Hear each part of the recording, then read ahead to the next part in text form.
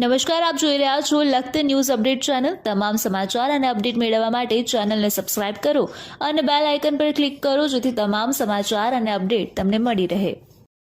ઓળખ ગામના ભરવાડવાસમાં આવેલ મેણી માતાના મંદિર પાસે લાઇટના અજવાળે જુગાર રમતા 8 જુગારીઓને લખતર પોલીસ દ્વારા ઝડપી પાડવામાં આવ્યા। લખતર પોલીસ દ્વારા જુગાર ધારા મુજબ કેસ દાખલ કરી તપાસ હાથ ધરવામાં આવી।